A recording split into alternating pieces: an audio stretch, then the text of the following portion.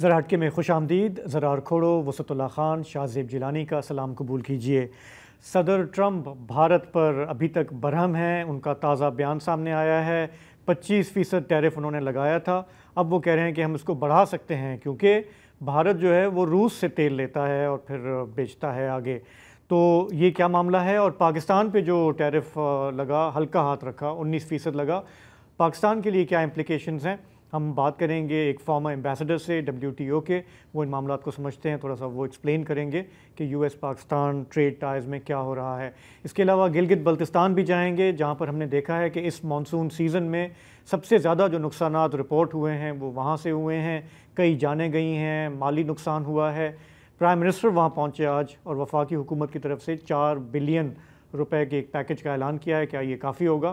اس کو بھی تھوڑا سا دیکھیں گے. لیکن پروگرام کا آغاز باجوڑ کی صورتحال سے. ہم جانتے ہیں کہ وہاں پہ ایک عرصے سے لارڈنسس ہے، ٹارگیٹڈ کلنگز ہو رہی ہیں، وہاں پہ لوگوں کو تشویش ہے. پچھلے 3-4 دنوں میں ہم نے دیکھا کہ ایک انٹینسٹی آئی ہے، جرگے منعقد ہو رہے ہیں. اور پھر یہ خبر بھی آئی کہ TTP کے ساتھ مذاکرات ہو رہے ہیں. TTP یعنی فتنہ الخوارج، کیا ان کو کہتے ہیں؟ خوارج. ٹھیک ہے، تو ان کے لوگوں سے بھی وہاں پہ بات چیت ہوئی ہے. کوشش یہ ہے، وہاں پہ بہت کنسرن ہے کہ کوئی فوجی آپریشن نہ ہو. قبائلی عمادالدین نے بار بار واضح کیا ہے کہ ہم نقل مکانی نہیں کریں گے، ہم کوئی آپریشن نہیں چاہتے. تو اگر امن ہوگا تو کیسے ہوگا؟ چیف منسٹر نے بھی قبائلی جرگہ کیا ہے، آج بھی مذاکرات چلتے رہے. تو وہاں پہ سچویشن ہے کیا؟ کس سے بات ہو رہی ہے اور کیا بات ہو رہی ہے؟ بتانے کے لیے ہمیں باجوڑ سے جوائن کر رہے ہیں انور زادہ گلیار، وہاں کے صحافی ہیں. انور زادہ، تھوڑا بتائیے گا کہ یہ پچھلے 2-3 دنوں میں جو رپورٹس آئی ہیں اس میں بنیادی طور پہ کون کس سے بات کر رہا ہے؟ کیا ہو رہا ہے؟ جی بالکل. سب سے پہلے تو میں آپ لوگوں کا شکریہ ادا کرنا چاہوں گا کیونکہ کہ آپ نے باجوڑ کے حالات پر ہمیں بولنے کا موقع دیا. ہمارا ہمیشہ یہ شکوہ رہا ہے کہ قومی چینل ہمارے علاقوں کے مسائل کو وہ کوریج نہیں دیتے جو دوسرے صوبوں کو ملتی ہے. پنجاب یا سندھ میں معمولی واقعہ بھی نمایاں طور پر دکھایا جاتا ہے، لیکن ہمارے حالات، واقعات اور مسائل اکثر چند ٹیکرز یا مختصر بلٹن تک محدود کر دیے جاتے ہیں. جی بالکل. اب ہم آتے ہیں باجوڑ جرگہ اور امن مذاکرات کی جانب. اگر دیکھا جائے تو جرگے کے آغاز سے اب تک بہت مثبت پیش رفت سامنے آئی ہے. ایک یہ کہ جس دن سے جرگے نے مذاکرات شروع کیے اسی دن سے اب تک کسی جانب سے فائرنگ نہیں ہوئی، مکمل فائر بندی ہے. دوسرا یہ کہ کرفیو میں نرمی کی گئی ہے جس سے مقامی آبادی کو کافی ریلیف ملا ہے، اور جو لوگ نقل مکانی کر رہے ہیں وہ پرامن طریقے سے نکل رہے ہیں. تیسرا یہ کہ سیکورٹی فورسز کی سپلائی لائن جو ہے نا وہ بحال ہوا ہے. چھاونیوں تک جو راشن اور دیگر سامان ہے وہ باحفاظت پہنچایا جا رہا ہے. یہ تو جرگے کی مثبت نتائج جو ابھی تک سامنے آئے ہیں. جہاں تک جرگہ اور طالبان کی مذاکرات کی بات ہے تو 29 جولائی کو آپریشن کے آغاز کے بعد 30 جولائی کو مامون کے عوام نے احتجاج اور دھرنا دیا.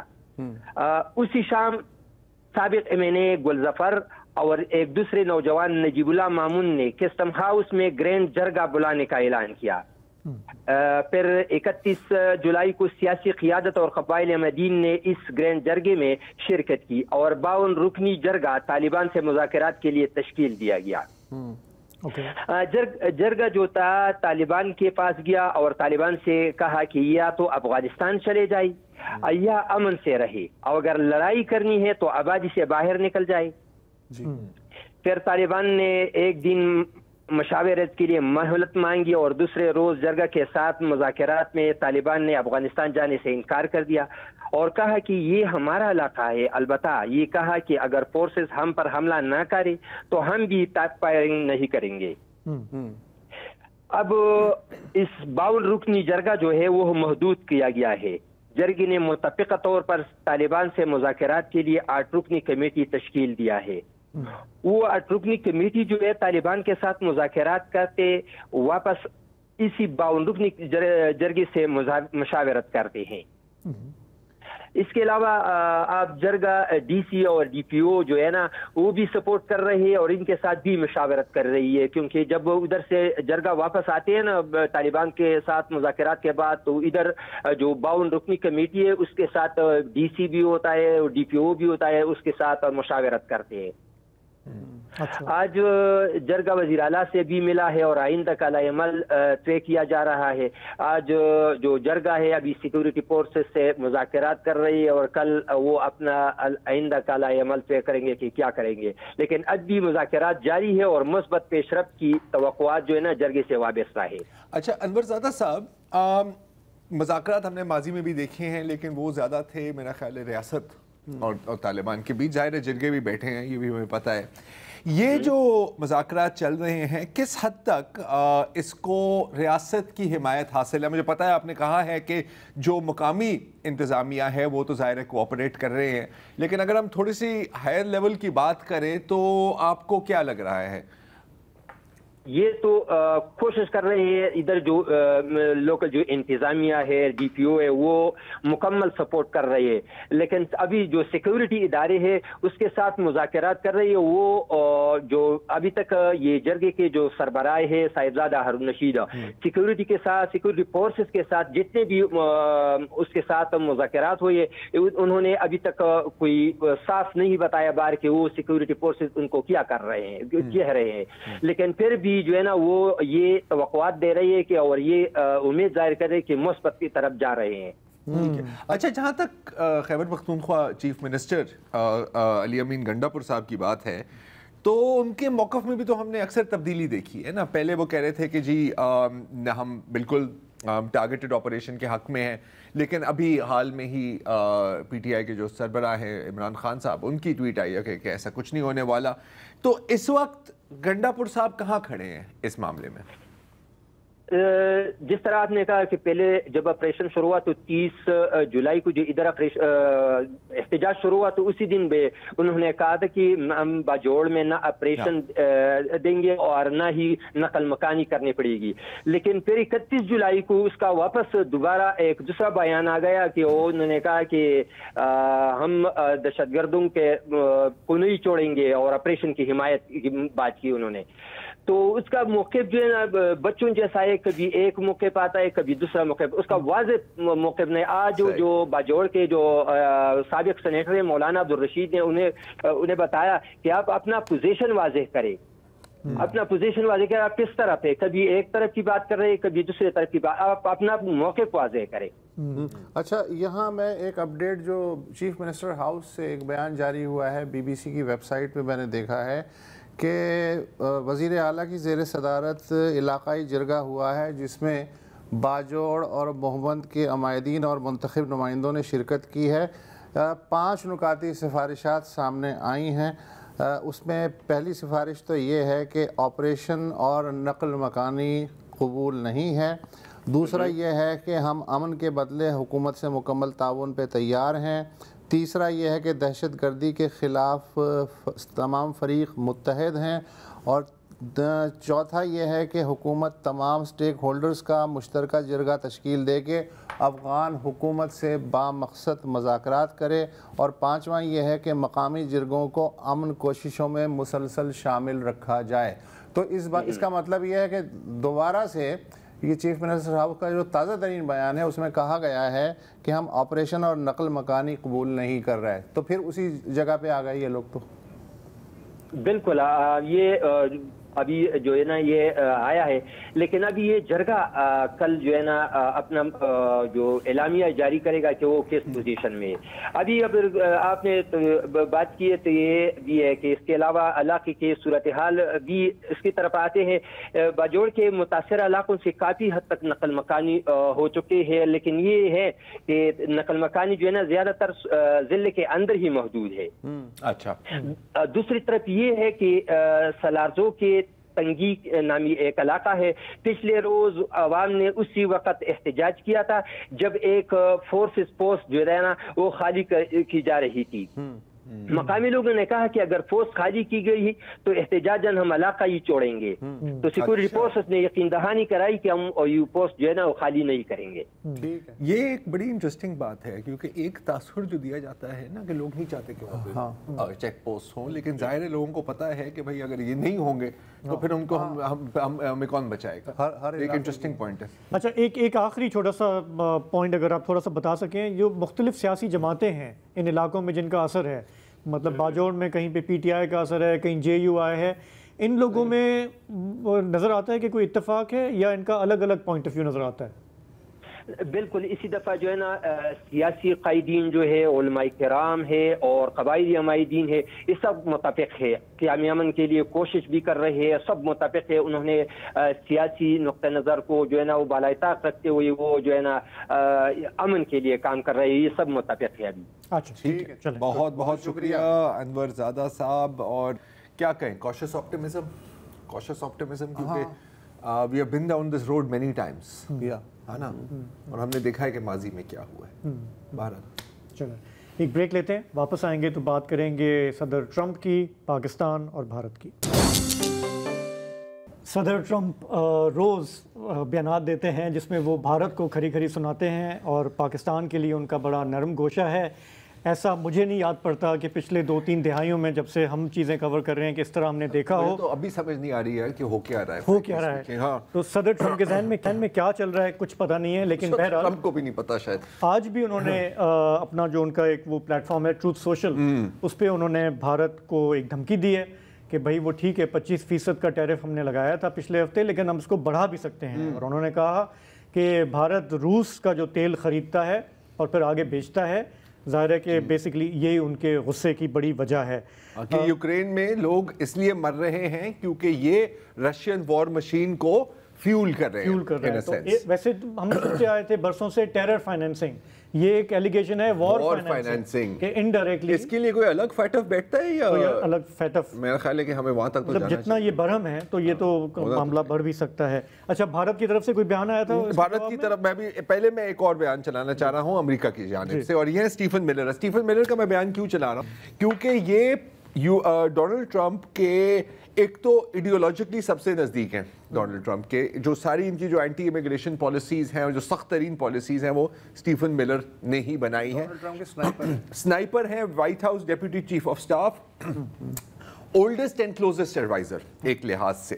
تو ان کا کیا کہنا ہے اس پورے ایشو کے بارے میں، پہلے وہ سن لیں. It is not acceptable for India to continue financing this war by purchasing the oil from Russia. People will be shocked to learn that India is basically tied with China in purchasing Russian oil. That's an astonishing fact. India portrays itself as being one of our closest friends in the world, but they don't accept our products. They impose massive tariffs on us. We also know they engage in a lot of cheating on immigration policies that is very harmful to American workers. And of course, we see again the purchasing of oil. So President Trump, look, he wants a tremendous relationship and has had always a tremendous relationship with India and the Prime Minister. But we need to get real about dealing with the financing of this war. 3 fire مارے ہیں یہاں پر. ایک تو ایک ہی صف میں کھڑا کرا دیا ہے چین اور بھارت کو، رائٹ؟ دس از امپورٹنٹ، اس پہ دوبارہ آئیں گے. دوسرا ان کی اوبسیشن ہے امیگریشن اسٹیفن ملر کی، جیسے میں ابھی کہہ رہا تھا. اور یہ جو H1B ویزاز کا جو ایشو ہے نا، اگر آپ تھوڑی سی یہ جو ماگا ہے، اب تو پوری ریپبلکن پارٹی ماگا ہے، اس میں یہ چیز بہت چبھتی ہے. ایک دراڑ پڑ گئی تھی بٹوین دا ریپبلکنس ماگا والے اور ایلون ماسک یہ H1B ویزاز کے اوپر، کہ انڈینز جو آ رہے ہیں، کہ انڈینز آ رہے ہیں دھڑا دھڑ آ رہے ہیں اور وہ اپنے ہی لوگوں کو لاتے جا رہے ہیں. And we are losing American jobs. یہ چیز آپ کو پتا ہے ماگا کا ایک نظریاتی پلیٹ فارم ہے. تو یہ دوسرا. اور پھر ظاہر ہے ٹیرفس اینڈ روس. مجھے لگ رہا ہے کہ بیسکلی اچھا 3-4 مہینے پہلے جب یہ ڈونلڈ ٹرمپ آئے تھے تو لگ رہا تھا نا کہ یار پوتن میرا بڈی ہے، بڑے اچھے طریقے قریبی تعلقات ہیں، میں اس کو سمجھا دوں گا. اچھا پوتن پیچھے نہیں ہٹا، اب آپ روس پہ کیا مزید سینکشن لگاؤ گے؟ رائٹ. چین کا آپ کچھ کر نہیں سکتے ایز سچ، رائٹ؟ چین پہ آپ نے 100% کی بھی ٹیرف لگا دی اور انہوں نے کہا ہاں ٹھیک ہے کوئی مسئلہ نہیں ہے لگا دو، ہم بھی لگائیں گے. وچ لیوز ہو؟ انڈیا پہ غصہ نکل رہا ہے. انڈیا پہ غصہ نکل رہا ہے. اور ایک اور بھی سوچ شاید پائی جا رہی ہے کچھ لوگوں کے مطابق کہ there is a thinking in American strategic circles کہ اگر ہم نے ان کو بہت زیادہ بڑھا چڑھا دیا تو یہ کیا مستقبل کا ایک اور چین تو نہیں ہم کھڑا کر رہے ہیں اپنے لیے ایز اے ریجنل رائٹ. ہمارے یہاں ایک اور تھیوری بھی چل رہی ہے کہ حال ہی میں ہم نے دیکھا کہ وائٹ ہاؤس میں ایک زبردست لنچ ہوا اور کہنے والے کہہ رہے ہیں کہ اس کا بھی کچھ اثر ہو رہا ہے. ٹرمپ صاحب کو سمجھ میں آ گیا ہے کہ پاکستان سے مجھے زیادہ فائدے ہو سکتے ہیں, میرے مفادات, امریکہ کے مفادات زیادہ آگے بڑھ سکتے ہیں, اور اس لیے وہ تعاون بھی آگے بڑھ رہا ہے. اور اگر ہم معاشی میدان میں بھی دیکھیں تو پچھلے 2-3 دن سے یہ تھا کہ جی پاکستان پہ کتنا ٹیرف لگے گا, تو وہ لگا 19%. اور ہمارے فارن منسٹر نے, ہمارے جو فائنانس منسٹر ہیں, انہوں نے بھی کہا کہ یہ قابل برداشت ہے, تھوڑا بہت لگنا تھا لیکن اس کو بھی ہم ٹیکل کریں گے. اچھا, ایک اور بڑی مزیدار بات ہے, اب تک پاکستان بھی الزام لگتا تھا امریکہ کی طرف سے بھی کہ یہ ڈبل گیم کے بادشاہ ہیں, ہم سے ہمیشہ انہوں نے ڈبل گیم کی ہے, مال بھی لیتے ہیں اور ہمارا کام بھی پورا نہیں کرتے. اب ایک وہ مبصر ہے, اس نے کہا کہ بھارت امریکہ جو ہے وہ بھی ڈبل گیم کا یہ چکر چل رہا ہے, اس لیے کہ امریکی اب یہ سمجھ رہے ہیں کہ ہم سے وہ ہر طرح کا فائدہ اٹھا رہا ہے. مگر واشنگٹن کے جو ریجنل اور اسٹریٹجک ٹارگٹس ہیں ان کے ساتھ پوری طرح جڑا ہوا نہیں ہے. چین کے ساتھ اس کا رویہ جو ہے وہ گو مگو کا ہے, اور روس کے ساتھ تو آپ نے بتا ہی دیا ہے, تو اس پہ بڑا غصہ ہے. مطلب India needs to do more, یا ہاں کیوں اب یہ بلی اس طرف آ گئی. ٹھیک ہے, تو ہم تھوڑا سا فوکس کرنا چاہ رہے ہیں پاکستان اور امریکہ کے درمیان جو یہ تجارتی معاملات ہیں اس پہ. ہمیں جوائن کر رہے ہیں ڈاکٹر منظور احمد, آپ سابق سفیر ہیں پاکستان کے, رہے ہیں WTO میں, اور اس وقت آپ پرائم منسٹر کی جو اسٹیئرنگ کمیٹی ہے, ورکنگ گروپ ہے آن US ٹیرفس, اس کے رکن بھی ہیں. ڈاکٹر صاحب السلام علیکم. تھوڑا سا یہ بتائیے گا, ہمارا جمعے کا جو پروگرام ہوتا ہے اس میں بھی کچھ کالرز نے یہ پوچھا تھا کہ یہ پاکستان کی جو اس وقت ڈیلنگ ہے امریکہ کے ساتھ اور یہ جو لگا ہے 19% کا ٹیرف, اس میں بتائیں کہ کیا واقعی ہم سکھ کا سانس لیں, یا ہم کیسے اس ریلیشن شپ کو اکنامکلی کیسے اب بیلنس کر کے آگے بڑھ رہے ہیں؟ جی, جو سائنس ہیں وہ تو اچھے لگ رہے ہیں relatively, you know in the last 2-3 months جو ڈیولپمنٹس ہیں. فار ایگزامپل ابھی جو یہ جو ٹیرفس لگے تو یہ تھا کہ ہمیں جب اپریل 2 اپریل کو لبریشن ڈے کا جو اناؤنس ہوا تھا اباؤٹ 29%, تو ہماری کوشش یہ تھی کہ اس کو جتنا ہم کم کر سکیں. تو اس میں یہ ہے کہ I think with in the region انہوں نے 20% بنگلہ دیش کو, 20% سری لنکا کو, اس طرح. تو ہمیں ایک قسم کا مطلب ہے ان سے ذرا کم, لیکن کچھ اور کنٹریز ہیں ان سے تھوڑا سا زیادہ. تو 19% از ریزنیبل, اس سے ہمیں کم نہیں ملنا تھا کیونکہ کسی اور کنٹری کو نہیں ملا اس سے کم. نہیں ہمیں دیکھیں, مطلب یہ دیکھنا ہوتا ہے نا کہ صرف کہ آپ کو کتنا ملا, باقیوں کے ساتھ کیا ہوا ہے. تو جیسے ابھی ڈاکٹر صاحب نے کہا, اور یہ میرا خیال ہے کہ بڑا امپورٹنٹ پوائنٹ ہے, ریلیٹیولی. اچھا ڈاکٹر صاحب, اب ہم جانتے ہیں کہ ہماری نمبر 1 مطلب I think largest export is textiles نا. جی ٹیکسٹائلز. بنگلہ دیش کی بھی ایکسپورٹ ٹیکسٹائلز ہے, جیسے آپ نے کہا کہ ہمارے 19% لگی ہے, وہاں پر 20% لگی ہے. ویتنام کا مجھے اس وقت یاد نہیں ہے, آئی تھنک بٹوین 17 to 19 ایسا کچھ تھا, شاید 19 ہے. تو ڈاکٹر صاحب, آپ بظاہر دس از اے کمپیٹیٹیو ایڈوانٹیج پاکستان کے لیے, لیکن اگر ہم فیکٹر ان کریں کہ بنگلہ دیش میں کاسٹ آف پروڈکشن کیا ہے اور پاکستان میں کاسٹ آف پروڈکشن کیا ہے, کیا ہم مور اور لیس برابر آ جاتے ہیں, یا بنگلہ دیشی ٹیکسٹائلز کا پھر بھی ایک ایڈوانٹیج ہے آپ کی نظر میں؟ دیکھیں نا, کاسٹ آف پروڈکشن وغیرہ جو پہلے سے چل رہی ہے, US didn't take that into consideration. انہوں نے صرف یہ ہم ویزاوی مطلب پچھلا جو بھی تھا وہ MFN ریٹ تھا جو بھی تھا, لیکن یہ جو نئے ریٹس لگائے ہیں ہم اس کے مطابق ان کنٹریز سے کمپٹیٹیو ہے. صرف یہ ہے کہ ویتنام کا بھی یہی ہے, لیکن ویتنام کو انہوں نے وارننگ دی ہے کہ اگر چائنیز کا آپ کا بہت ساری ٹرانسشپ ہو رہی تھی US کو, تو انہوں نے کہا اگر ہمیں کوئی ٹرانسشپمنٹس پکڑی گئیں تو ہم 40% اور ٹیرف لگائیں گے. تو ابھی آپ کو پتہ ہی ہے, جس طرح ابھی آپ خود بتا رہے تھے کہ ابھی انڈیا کے ساتھ وہ کہہ رہے ہیں کہ ہم نے اور ٹیرف کرنا ہے, تو اٹس اسٹل ویری فلیکسیبل. لیکن کچھ کہتے ہیں کہ نہیں جی ابھی جو ٹیرفس اناؤنس ہوئے ہیں they will hold for a while. So you know if they hold for a while تو ویزاوی चाइना पे तकरीबन 30 से 37% टैरिफ है, अब हमारा 19% है, तो दैट्स गुड इनफ डिफरेंस। बाकियों के साथ वही है जिस तरह तकरीबन पहले था। इंडिया के साथ थोड़ा एडवांटेज है, हमें 19%, इंडिया का 25%, लेकिन इंडिया का भी नेगोशिएट होना है। अच्छा डॉक्टर साहब देखें, रियायत मिलना और उस पर खुश होना एक अलग बात है, और उस रियायत से जो स्पेस बनता है उससे फ़ायदा उठाना बिल्कुल एक अलग बात है। मतलब 50s में कोरियन वॉर में आपको याद है परमिट सिस्टम था, उसकी वजह से कम जूट की जो मांग थी उसकी वजह से पाकिस्तान को थोड़ा बहुत फ़ायदा हुआ था। अब ये जो आज है 2025, इसमें अगर इंडिया पे 25% प्लस टैरिफ लगता है अगले 1, 1.5, 2 साल तक, तो क्या पाकिस्तान के पास कोई कैपेसिटी है कि इस गैप से अमेरिकी मंडियों में कोई फ़ायदा उठा सके, या हम सिर्फ इस पर खुश होते रहेंगे कि 19% हो गया?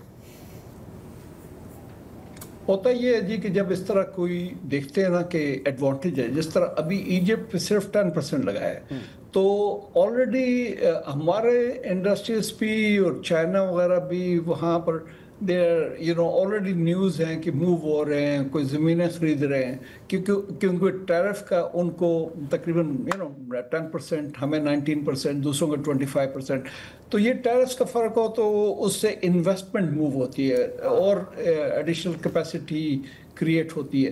लेकिन इसके अलावा ये बात है कि अभी रिसेंटली इस बजट में हमने अपनी टैरिफ रिफॉर्म्स की, वरना तो हमारे लिए बहुत मुश्किल होता है। इससे ये टैरिफ रिफॉर्म्स करने से ये होगा कि हमारे मशीनरी थोड़ी सस्ती आएगी, हमारे इनपुट्स थोड़े चीपर होंगे, and we'll be in a much better position to compete than previously. अच्छा डॉक्टर साहब, मैं अपनी जो बात की काफ़ी इंटरेस्टिंग है, मैं थोड़ी सी वजाहत चाह रहा हूँ। मैं इसमें ये समझ रहा हूँ कि अगर फ़र्ज़ करें चीन के टैरिफ्स मतलब बहुत ऊपर हैं हमारे से कंपेयर्ड, और हमारे 19% में हम ये जानते हैं, क्या आप ये कह रहे हैं कि ये पॉसिबिलिटी बनती है कि चीन के कुछ बिजनेसमैन या इंडस्ट्रियल ग्रुप्स पाकिस्तान में फैक्ट्रीज़ या सेटअप शॉप करेंगे और फिर यहाँ से उसको एक्सपोर्ट करेंगे? ये भी कोई पॉसिबिलिटी बनती है ताकि वो टैरिफ्स में उनकी थोड़ी बचत हो जाए? जी श्योर। उन्होंने पहले भी ये कुछ सालों से कर रहे हैं। पाकिस्तान में अनफॉर्चुनेटली इन्वेस्टमेंट बहुत कम आई है, 2-3 वजूहत। एक तो ये टेररिज्म वगैरह का प्रॉब्लम था, सिक्योरिटी का, लेकिन दूसरा मसला ये था कि हमारे वहाँ टैरिफ्स इतने ज़्यादा थे, अगर कोई अपनी मशीनरी भी ला के सेट करता था तो उस पर काफ़ी हाई, शुरू में अप फ्रंट ही काफ़ी कॉस्ट थी, और फिर एनर्जी का मसला था। अब ये कुछ सिचुएशन काफ़ी बेहतर हो रही है, तो इसलिए I think we are in better position. अब कुछ इंडस्ट्री जो है चाइना से इधर मूव हो सकती है और होगी इंशाल्लाह। अच्छा डॉक्टर साहब, इस वक्त जो पाकिस्तान और इसकी जो तिजारत है अमेरिका की, वो लगभग $5.6 बिलियन के दरमियान है, और उसमें ज़ाहिर है कि पाकिस्तान की तरफ बैलेंस ज़्यादा अच्छा है कि हम जो हैं $4 बिलियन की तकरीबन चीज़ें उन्हें बेचते हैं, और वहाँ से कोई 1.5 से 2 बिलियन की चीज़ें आती हैं। तो ट्रम्प साहब ने ज़ाहिर है कि उनके पेश नज़र ये बात है, तो हमने इनको इस चीज़ को बैलेंस करने के लिए क्या क्या ऑफ़र्स दी हैं? अखबारी इत्तलात से क़तई नज़र मैं आपसे जानना चाहता हूँ, और ये भी बताइएगा कि टारगेट क्या है कि जब तक ट्रम्प मौजूद है, अब से 3.5 साल तक, पाकिस्तान $6 बिलियन से कितना ऊपर तक जा सकता है रियलिस्टिकली स्पीकिंग? देखें ना, अभी थोड़ी आपकी जो फिगर्स हैं लास्ट ईयर की हैं, लेकिन एक्चुअली जो लेटेस्ट अपडेटेड फिगर्स हैं कि तकरीबन 7 बिलियन का हमारा ट्रेड है, 5 बिलियन की हमारी एक्सपोर्ट्स है, और 2 बिलियन की इंपोर्ट है, तो सो अबाउट 3 बिलियन का उनको डेफिसिट है। तो अभी जो उन्होंने फॉर्मूला लगाया था यूएस एडमिनिस्ट्रेशन वगैरह ने, लेकिन जिस तरह यूएस हमें एक तो जनरली कह रहा है कि हम इन्वेस्टमेंट भी पाकिस्तान में करेंगे, ऑयल एक्सप्लोरेशन पे करेंगे, बाकी चीज़ों में इन्वेस्टमेंट करेंगे। कई कंट्रीज़ को यूएस ने जो फॉर एग्जांपल जापान, कोरिया वगैरह कहा है कि आप लोग 300, 400, 500 जितना भी बिलियंस है वो इन्वेस्ट करें यूएस में। लेकिन on the other hand for us, I think Trump has indicated that US would like to invest more in Pakistan, और ज़्यादा ये मिनरल्स का, ऑयल एक्सप्लोरेशन, इस तरफ इंडस्ट्री का इतना नहीं कहा, लेकिन यह कि industry I think China is more keen because to move their manufacturing. और अभी हमने ये वियतनाम के साथ भी अभी इन द प्रोसेस है, हम कोई फ्री ट्रेड एग्रीमेंट साइन करें। और वियतनाम को भी यही प्रॉब्लम हो रही है बिकॉज उनका भी बहुत ज़्यादा क्या कहते हैं सरप्लस है with the US, and so they may also like to, क्योंकि वियतनाम थोड़ा आगे मूव कर गया, they now into high tech engineering, mobile phones वगैरह, ये वो तो वो थोड़ा सा textile you see the first step in they move beyond that to higher value added goods. जी, down to second third. बिल्कुल। डॉक्टर साहब, ये बिल्कुल इंटरेस्टिंग बात है कि काफ़ी ऑप्शंस खुल भी रहे हैं और काफ़ी ऑप्शंस टेबल में, और बज़ाहिर उन ऑप्शंस पर काम भी हो रहा है। डर इस बात से लगता है कि हमारी जो माजी में अप्रोच रही है वो काफ़ी कंप्लेसेंट और रिएक्टिव रही है। इस बार हम कितना प्रोएक्टिव हो रहे हैं? लेट्स टेक अ ब्रेक, फिर इस पे बात करते हैं। Welcome back. पाकिस्तान के अमेरिका के साथ बढ़ते हुए इक़्तिसादी ताल्लुक़ात पे बात हो रही है, लेकिन डॉक्टर मंजूर अहमद साहब हमारे मेहमान हैं इस वक्त, साबिक़ सफ़ीर पाकिस्तान WTO।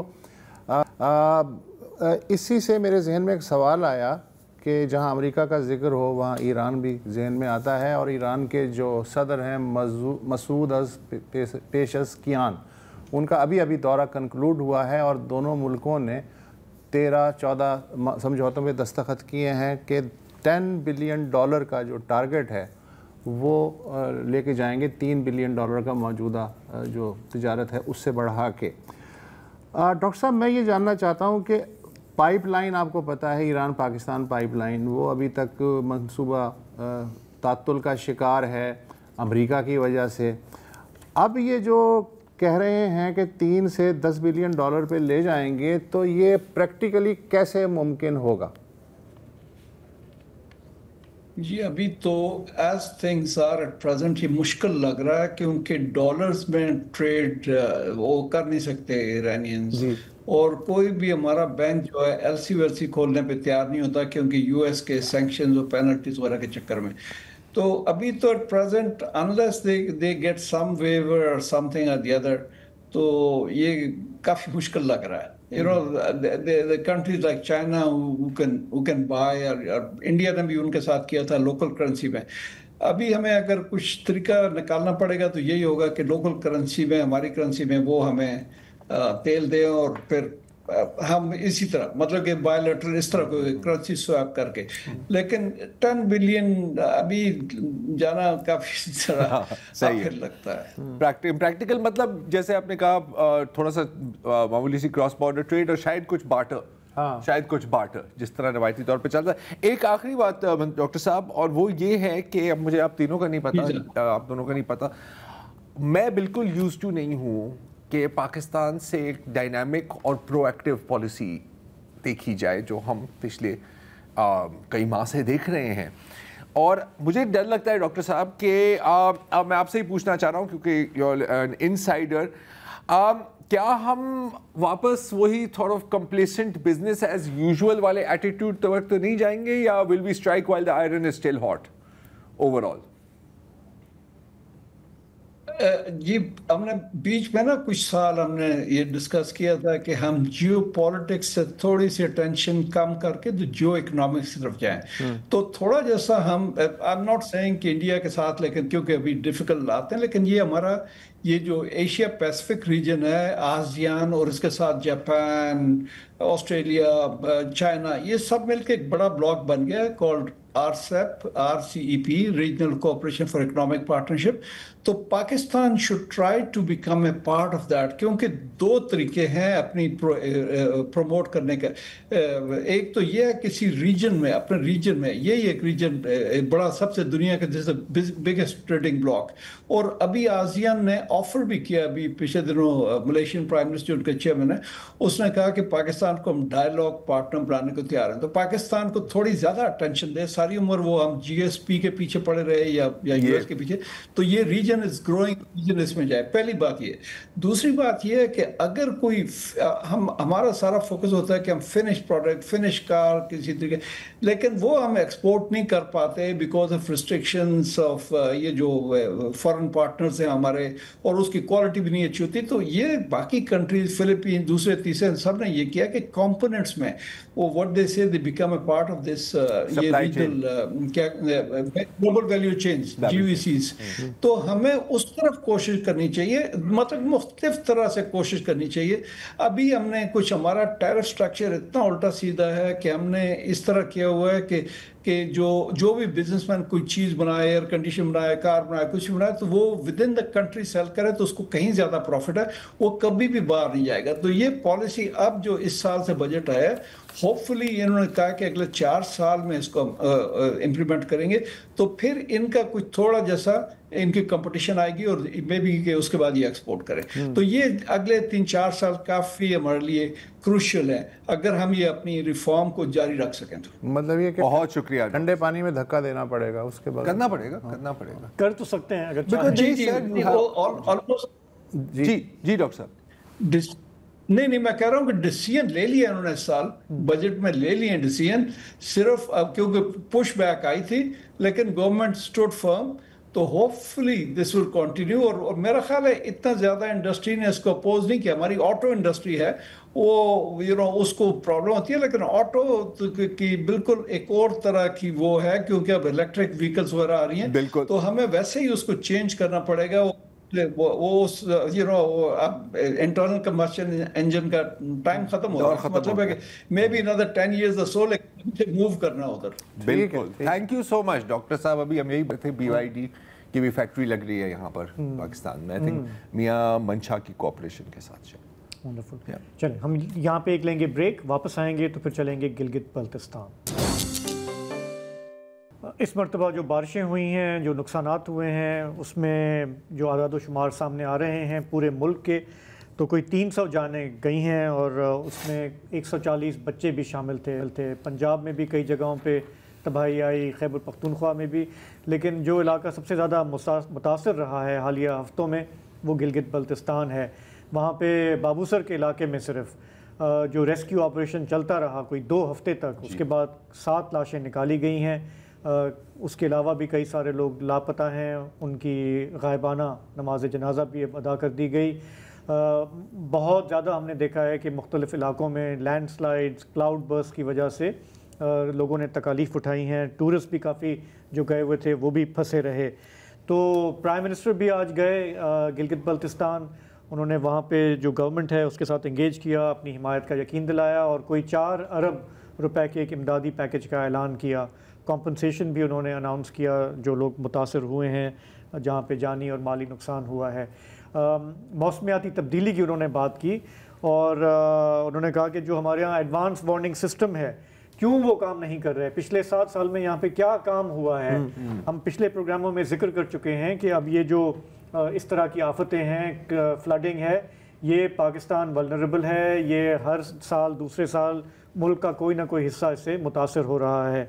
तो बातें तो उन्होंने कहा 2 महीने में अर्ली वार्निंग सिस्टम ठीक किया जाए। हाँ। तो ठीक है, ये भी हम देख लेंगे, अच्छी बात है कि उस पर तवज्जो है उनकी और क्लाइमेट चेंज से भी इनकार नहीं है। लेकिन हम हमेशा ये कहते हैं कि जी लोकल गवर्नेंस जो है वो कहाँ है और किस तरह इस पे काम हो रहा है। तो जमील नगरी डॉन के हमारे नामा निगार हैं गिलगिस्तान के, इस वक्त हमें ज्वाइन कर रहे हैं। जमील ज़रा ये बताइएगा कि जिस पैकेज का ऐलान हुआ इससे कुछ तशफ़ी हुई, कुछ लगता है कि लोगों की इससे मदद होगी, वहाँ पे गवर्नमेंट लोग क्या कह रहे हैं? जी सर, देखिए ये 2022 में भी यहाँ सबसे ज़्यादा सैलाब आया, इससे कहीं ज़्यादा डिज़ास्टर थे और उस वक़्त भी प्राइम मिनिस्टर जो है वो शहबाज शरीफ साहब थे, वो आए थे यहाँ पर और उसने उस टाइम पे 3 बिलियन रुपीस का जो है ऐलान किया था ये रिहेबिलिटेशन के लिए और मुतासिर जो कंपनसेशन के लिए। लेकिन हमने देखा कि वो 2022 का जो 3 बिलियन थे वो आज तक वो हमने कहीं नहीं देखा कि उसकी यूटिलाइजेशन कहाँ हुई ہاں ایک وہاں پر جو ضلع گزر میں ایک ماڈل ولیج کے طور پہ انہوں نے کہا کہ ہم اس کو بنائیں گے جو وہاں پر ڈسپلیسڈ ہوئے تھے، وہ ابھی کمپلیٹ ہوا ہے. باقی اس کے علاوہ جو ہے یہاں پر کوئی قسم کا کام نہیں ہو سکا، نہ متاثرین کو کوئی اس سے امداد مل سکا. اب پچھلے دنوں جی بی کے جو چیف منسٹر حاجی گلبرگ صاحب نے پریس کانفرنس کر کے اعلان کیا تھا کہ کم سے کم گلگت بلتستان میں 20 بلین کا ابھی تک لاسز ہوئے ہیں اور ہمیں ایمرجنسی بنیاد پہ 7 بلین چاہیے، اس نے وفاق سے مانگا تھا. لیکن آج پرائم منسٹر نے جو بلین پہ ہی انحصار کیا اور اعلان کیا اور کہا کہ اس کے بعد پھر میں مونسون جب ختم ہوگی تو پھر آ جاؤں گا. تو اس سے نہیں لگتا ہے کہ گورنمنٹ کوئی زیادہ سیریس ہے، کیونکہ یہاں تباہیاں بہت زیادہ ہے. اور اس وقت بھی پرائم منسٹر صاحب گلگت کے دورے پہ تھے، اس وقت جو ضلع گزر کا فنڈر ویلی ہے وہ بالکل کٹا ہوا تھا اور گزشتہ 5 دنوں سے وہ وہاں پر ان کا ایکسس ختم ہو گیا ہے. اور آج جو 5 جو وہاں پر متاثرہ لوگ تھے پھنسے ہوئے تھے، ان کو کوئی کشتی کے ذریعے سے ریسکیو والوں نے وہاں سے ان کو شفٹ کر لیا. تو جب پرائم منسٹر صاحب گلگت میں تھے وہ اس وقت بھی یہاں پر جو ریموٹ ایریات کے لوگ تھے وہ اپنی جگہوں میں پھنسے ہوئے ہیں. ابھی بھی اس وقت بھی بہت سارے علاقوں میں پانی کا بحران ہے، لوگوں کے پاس پینے کا پانی نہیں ہے، اریگیشن کا ختم ہو چکا ہے، الیکٹرسٹی کا نظام خراب ہے. لیکن گراؤنڈ پہ ہم دیکھ رہے ہیں کہ جی بی گورنمنٹ کی طرف سے ہمیشہ بار بار یہی کہا جاتا ہے کہ ہمارے پاس وسائل نہیں ہے اور اس کے لیے ہم ڈیپینڈ کرتے ہیں فیڈرل گورنمنٹ پہ. فیڈرل گورنمنٹ سامنے مطالبہ کر دیا ہے، لیکن آج جو پی ایم تشریف لائے تھے اس سے بڑے ایکسپیکٹیشن تھے، کم سے کم جو جی بی کے جو چیف منسٹر کا ڈیمانڈ تھا وہ پورا کرتے، لیکن وہ بھی پورا نہیں کر سکے اور اس سے لوگوں نے بہرحال مایوسی کا. جمیل ظاہر ہے کہ پرائم منسٹر جہاں جاتے ہیں دل تو خوش کرتے ہیں وہ. انہوں نے اور بھی ایک چیز بتائی کہ جی 100 میگا واٹ کا جو سولر پروجیکٹ ہے، اب 100 میگا واٹ بہت زیادہ ہوتے ہیں گلگت بلتستان کی اگر آبادی کو دیکھا جائے. 100 میگا واٹ کا جو سولر پروجیکٹ ہے وہ بھی جلد ایکٹیو ہو جائے گا. اچھا ایکٹیو تو تب ہوگا جب اس پہ کم از کم 70-80% کام ہو چکا ہو. تو یہ جو سولر پروجیکٹ ہے کس مرحلے میں ہے؟ سر دیکھیں یہ پروجیکٹ بھی غالباً کوئی 2 سال پہلے کا ہے. اسی طرح کا ہی پرائم منسٹر کا ایک یہاں پر وزٹ تھا، اس دوران اس نے اناؤنس کیا تھا کہ یہاں پہ جو الیکٹرسٹی کا شارٹیج ہے اس کو پورا کرنے کے لیے سولر کا 100 میگا واٹ پروجیکٹ کا اعلان تو کیا تھا. لیکن اور اس کا جو میرے خیال تمام اضلاع کے اندر جو 10 اضلاع ہے وہ تمام اضلاع میں اس میں انسٹال ہونا ہے. لیکن جب مجھے تو کم سے کم میرے ضلع میں یا جس ضلع کو میں اب حمزہ میرا نگر ضلع ہے گلگت ہے، یہاں پر تو میں نے ابھی تک اس پہ کوئی کام ہوتے ہوئے میں نے نہیں دیکھا ہے. اور یہ تو سولر یہ سال پہلے کا پروجیکٹ ہے. اس کے علاوہ ہینزل پروجیکٹ ہے سر، یہ بہت پتہ نہیں کتنے بلین پہ پہنچ چکا ہے. یہ کوئی 10 سال ہے اس کا ہو گیا، لیکن ابھی تک اس کا کوئی اس کے علاوہ نلتر 16 میگا واٹ پروجیکٹ ہے وہ ابھی تک جو ہے نہیں ہو سکا ہے. تو یہ تو 100 میگا واٹ کا تو پتہ نہیں ابھی کب ہوگا. اب پرائم منسٹر صاحب نے تو ڈیڈ لائن تو دے دیا، لیکن لگتا نہیں ہے کہ یہ کوئی کمنگ سالوں میں یہ کوئی مکمل ہوگا. مہینے کی دور کی بات. اچھا سوری، یہ جو ارلی وارننگ سسٹمز کی بات ہوئی ہے تھوڑا سا اس کو بتائیں گے. ہم نے لاسٹ ٹائم بھی ڈسکس کیا تھا، آپ نے کہا کہ جو انٹرنیشنل پروجیکٹس ہیں ہیویلی فنڈڈ وہ اس دفعہ ناکام نظر آئے زیادہ تر. سر دیکھیں نا کتنی انٹرسٹنگ بات ہے کہ اب جو ارلی وارننگ سسٹم کے حوالے سے پتہ بھی نہیں ہے. پچھلے پروگرام میں بھی ہم نے ڈسکس کیا تھا اور دلچسپ بات ہے کہ 8 مہینے بعد ایک ایف آئی آر بھی درج ہوا پچھلے دن کہ جناب سولر جو अर्ली वार्निंग सिस्टम के जो है सामान जो है वो फलां जगह से चोरी हो गए। अच्छा, वो इस पूरे अरसे में फंक्शन नहीं रहा। अब प्राइम मिनिस्टर साहब आकर पूछते हैं कि भाई इसको क्या हुआ इसका, और फिर इसको इंस्टॉल करना है। अब बिलियन रुपीस जो INGOs ने इंटरनेशनल फंडेड प्रोजेक्ट था, गलाब प्रोजेक्ट जो UNDP का था, और अच्छा इसके अलावा दिलचस्प बात है कि जो federal minister for climate change Mossadegh Malik साहब भी साथ थे, और बाद में जर्नलिस्टों के साथ एक इनफॉर्मल बात हुई तो उसमें वो बता रहे थे कि देखो यहाँ के लोगों का भी ये रिस्पॉन्सिबिलिटी है कि लोग जो है दरियाओं में नदियों में घर बनाते हैं। और देखिए अर्ली वार्निंग सिस्टम का हाल ये हुआ कि लोगों ने तो या तो उसको पत्थर से मार मार के उसको जो है ख़त्म कर दिया, या उसकी जो प्लेट्स है सोलर प्लेट्स उसको चुराया। तो बात है कि रिस्पॉन्सिबिलिटी तो गवर्नमेंट की होती है ना, कि चूंकि ये प्रोजेक्ट जो है इंटरनेशनल ऑर्गेनाइजेशन का प्रोजेक्ट था, लेकिन वो गवर्नमेंट के अंडर में सारा उनका यहाँ पर निज़ाम था, उसको प्रोटेक्ट करना था। अब फेडरल मिनिस्टर साहब अभी उनको याद आ जाता है, कहता है कि यहाँ पर इस तरह हुआ है, तो उसको पता, हालांकि उससे पहले भी कई दौरे कर चुके हैं। तो ये आलम है सर, यहाँ ये आलम है। ठीक है, ठीक है जमील, सॉरी टाइम हमारे पास कम है, यहीं पे हमें ख़त्म करना होगा। सिचुएशन आपके सामने है। आज के प्रोग्राम में इतना ही, हमें इजाज़त दें, कल आपसे फिर मुलाकात होगी। खुदा हाफिज़, शब बख़ैर।